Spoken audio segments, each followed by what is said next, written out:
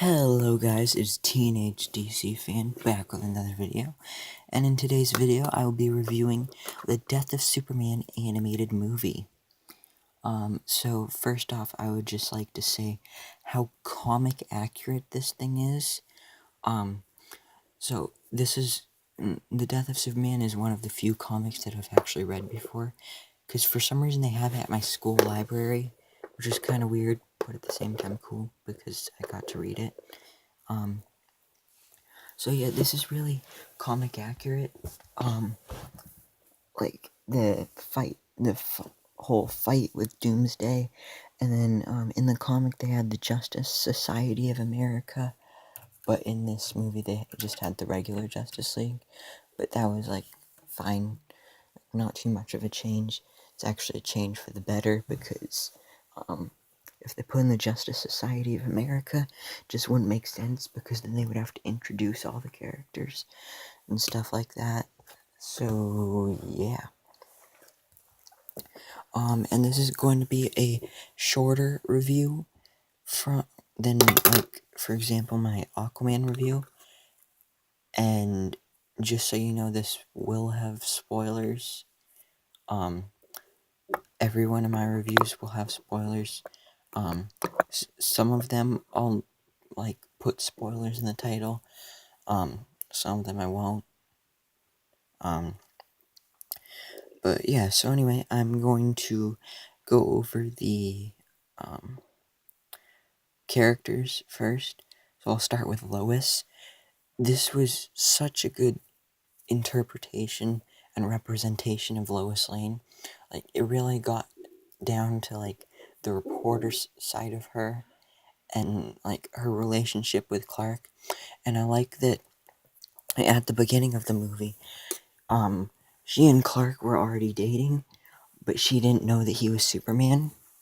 And I like seeing the dynamics of her, like, being so curious and, like, frustrated with him because, like, he would always, like, run away. Like, when they had a date, he had to say that he had to go do something or something like that. And when what he was doing was, like, being Superman and fighting bad guys and stuff. So that was pretty cool. And, she was just so good. Better than any other thing I've seen her in. Like, better than any of the movies or TV shows and stuff like that. Then moving on to Lex Luthor, this was also a really good representation of him. He was like kind of like he wasn't the bad guy in this movie, like bad guy Lex Luthor that you would usually think of or see. So that was like a nice change. And Rainn Wilson was the actor that voiced him, and he did surprisingly well as Lex Luthor. And I liked that he was evil, but at the same time, like, not evil. Like, when he saw that Doomsday was coming to Earth, he knew that he could use this to his advantage, and that's exactly what he did, because when Superman couldn't defeat him, he went in to save the day, but then he ended up getting beat up too, and then had to be saved by Superman once again.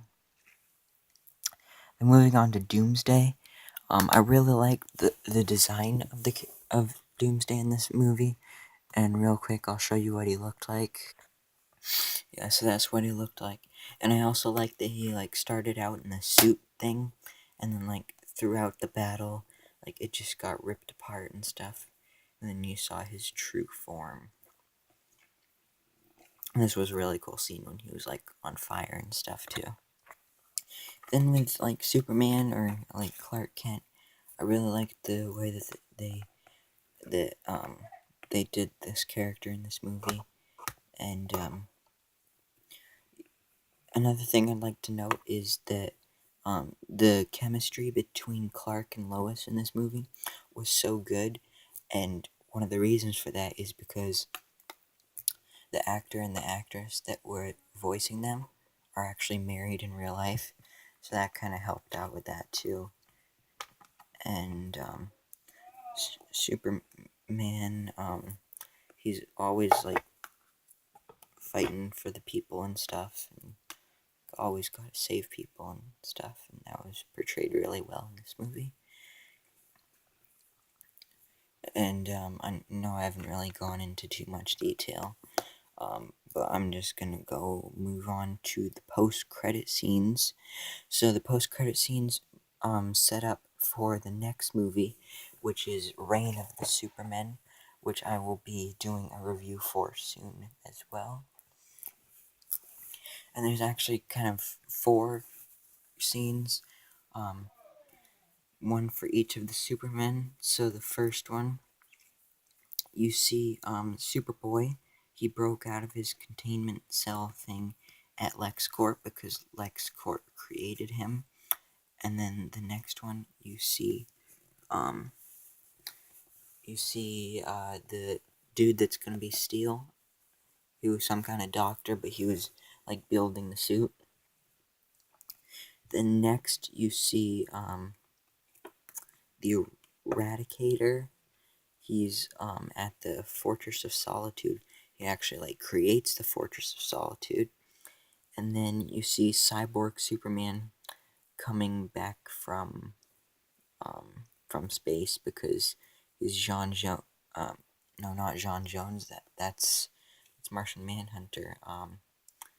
Hank Henshaw, who was the astronaut at the beginning of the movie that didn't do anything because he was like, Superman will come, he'll save us, but then he didn't, and then he kind of died, and then somehow he turned into Cyborg Superman. Yeah, but that's explained in the next movie, which I will explain in my review of Reign of the Supermen. So thank you for watching. Let me know if you saw this movie and what you thought of it. Please remember to like, comment, and subscribe, and I hope to see you in my next video so I can bestow all my DC knowledge upon you.